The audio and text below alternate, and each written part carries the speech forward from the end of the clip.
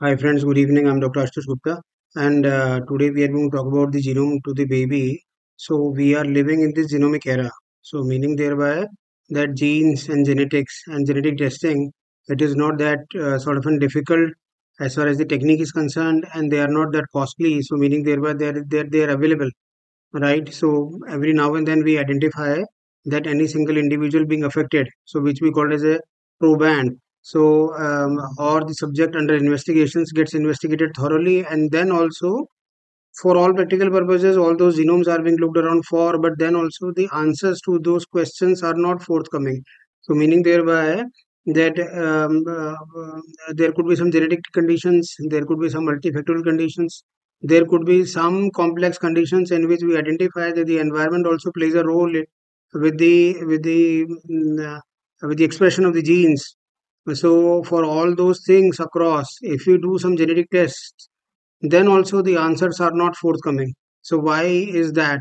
So meaning thereby that probably we need to now think out of the box, and then probably we need to look around for some other answers which straight away are not answering our questions. So this is called as an epigenetics. So meaning thereby that we have identified that some environmental and some sort of diet does helps or does makes the DNA expression on and off, meaning thereby that these genetic tests, whatever we offer or we do, we try to look around for the genetic variations.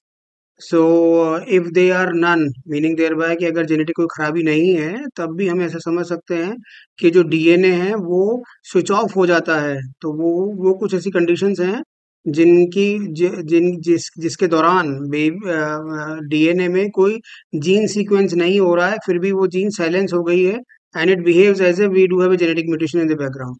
सो अगर genetic testing आप करते हैं तो वो निल and void आती है, मतलब वो नॉर्मल आती है, but then also it doesn't explain the genetic condition, and therefore we need to broaden our horizon, and therefore we need to look around into something else, and this is called as an epigenetics. So let us first understand this, what all these epigenetics are all concerned, and then how does it really affects the diseases day in day out, right? सो इसको ध्यान से देखिए। सो दी इसको यही दिखाने की कोशिश कर रहे हैं कि एनवायरनमेंट और बिहेवियर डीएनए एक्सप्रेशन पे ऑन एंड ऑफ कर सकता है। उसके 3 तरह से तरीका होता है कि डीएनए जो है वो मिथाइलेट हो जाता है, वो हिस्टोन्स पे बाउंड होता है, वो भी एसिटाइलेट हो जाती है, और कुछ आरएनए जो होती है वो साइलेंस्ड हो जाती हैं। So these are the different mechanisms which is called as an epigenetic mechanisms. And the diseases that can be explained by these epigenetics are Prader-Willi, Angelman, Blackwood-Weidman, Russell Silver, and transient neonatal diabetes, to name a few. And then we can have an X chromosomal inactivation. This is one of the commonest, and Rett syndrome is one of them. और इससे हम ये भी explain कर सकते हैं कि female they start manifesting the x link conditions, and then we can have this kabuki makeup, and we can have a charge, and we can have a coffin series syndrome also, in which the epigenetics also plays a good role. And then you do have some immunodeficiency syndromes, in which this epigenetics does plays a huge role, and the in the manifestations.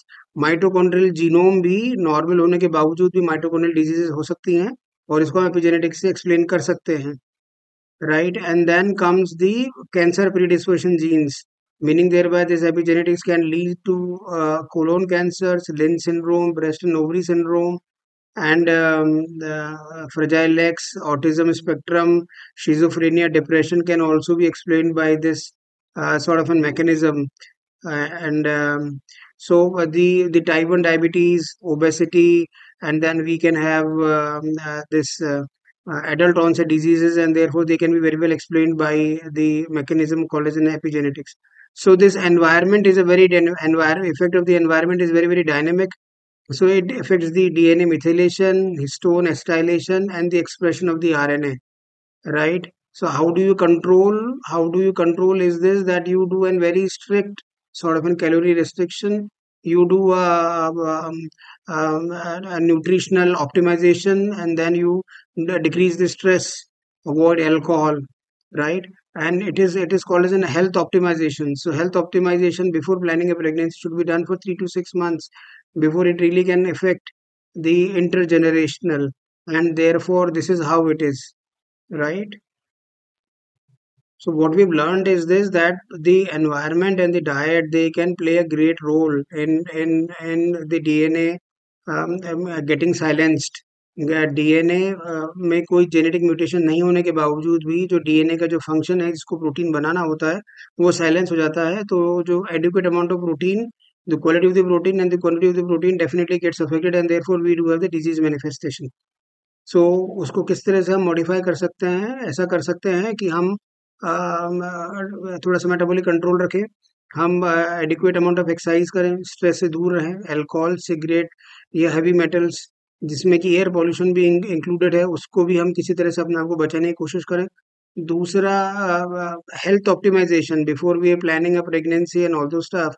So this is what the literature says, that probably we should have a health optimization for 3 to 6 months before planning for a baby. So zinc, folate, vitamin D, zinc, selenium, micronutrients की supplementation आप ले सकते हैं. Chronic stress को कम करिए, diabetic control को ध्यान में रखिए, ओबेसिटी, फिजिकल एक्सरसाइज करिए, और so that it helps advanced maternal और पैटर्नल एज को भी अवॉइड करने की कोशिश करिए.